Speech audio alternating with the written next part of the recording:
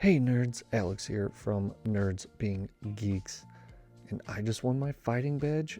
Let's get into it.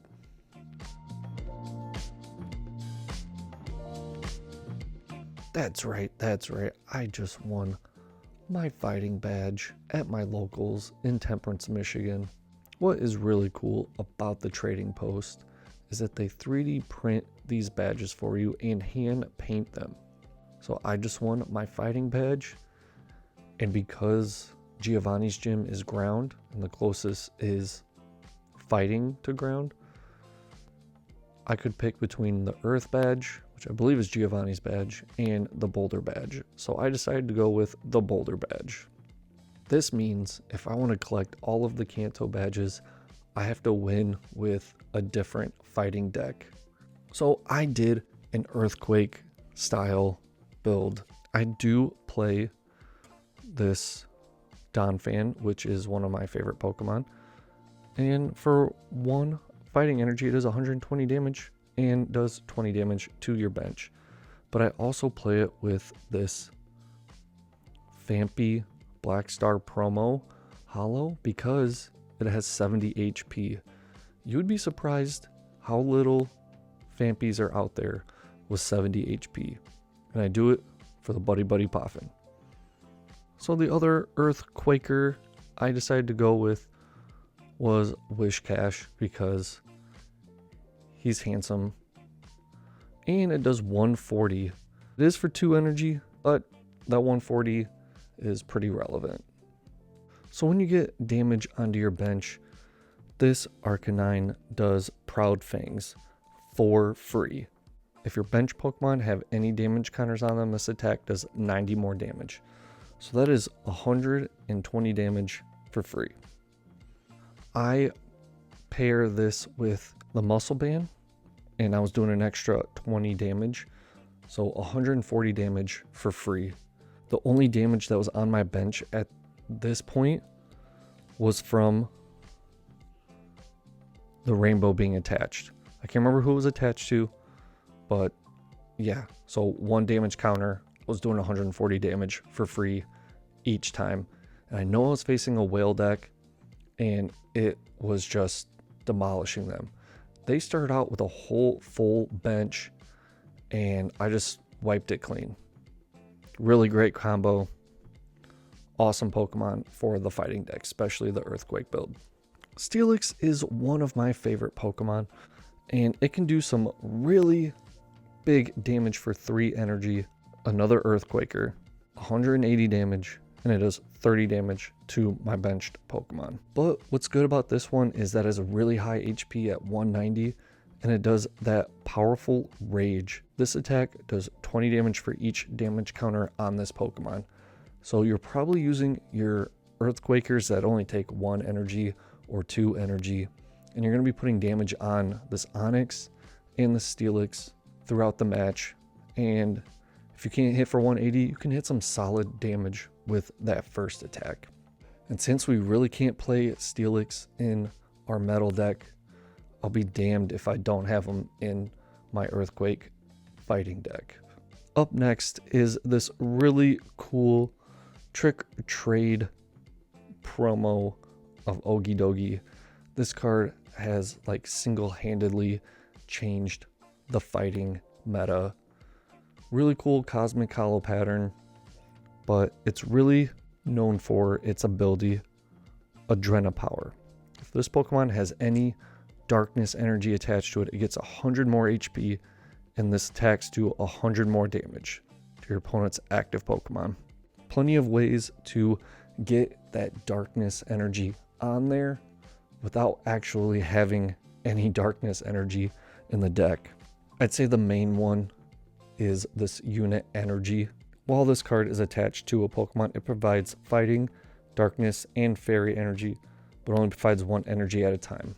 Now, my opponent wasn't used to this card. They hadn't seen it yet. So they did ask for the judge to come over, and I was totally cool with it because it can actually get confusing as to the ruling for some of these cards that do multiple energies at a time. But yes, it was explained that this will work, and all I needed was 1 more energy attachment and I could attack for 170 for 2 energy. I can definitely see how it would be confusing.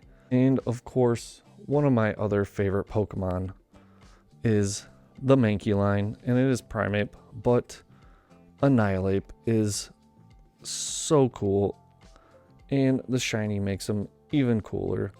So this guy takes very little energy, and it has Rage Fist. This attack does 70 damage for each prize card your opponent has taken. Great middle to end game Pokemon for just 1 energy. You're doing some really big numbers. I mean, if your opponent has taken 3 prizes already, you're doing 210 damage. And then you got Dynamic Punch for 170. This Pokemon does 50 damage to itself. I feel like you're mostly going to use it for Rage Fist, depending on prize cards, but so beautiful. The shiny is so cool. It is such a cool Pokemon. Item wise, a lot of them are the standard. You know, you got your different Pokeballs, Heavy Ball to get some of these bigger guys out, like Donphan, Steelix, Wishcash, some switching out, Town Map, Energy Recovery, Field Blower. I did order Team Magma's Great Ball, and it arrived after I took this to League, because I wanted to start working on the fighting badges, because I knew I had to get 2 of them in order to finish the Kanto badges. So that card took a little bit longer than I thought it would to take, so I would like to put Team Magma's Great Ball in this deck, and I probably will at some point. But it's a pretty much a light on the items and much heavier on the supporters, because I want to search out for special energy. I want to kind of dig through my deck. I do wish I had more draw engine, but a card that did come in handy is this Kofu. Put 2 cards from your hand on the bottom of your deck in any order.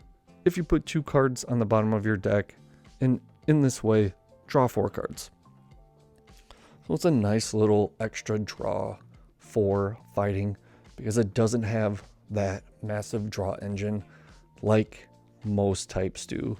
So I thought this was a really good inclusion. I've also thought about Surfer and Birdkeeper, but I feel like that's more towards the Hitmon Bros setup. But this was a good card. I used it. I do play greens because only 2 of my Pokemon in this list have abilities. And I remember game 1, I absolutely botched.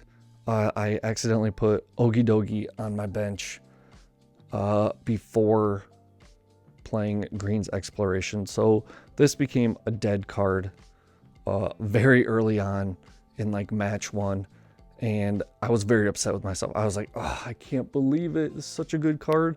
And I could have got like anything I needed, and I botched it. So if you're going to use Green's Exploration, just make sure you watch what you're putting on the bench first. We already talked about some of the other special energy, but here is the remaining strong energy to do 20 more damage. Definitely affected the game. Hitting that extra 20, you could put that on the Arcanine if you wanted. And with the Muscle Band, you're doing an extra 40 damage. Counter energy is great if you fall behind. You can use Good Punch with just the counter energy if you need to. The counter energy is great when you fall behind, and counter energy is a staple in every GLC deck for when you get behind.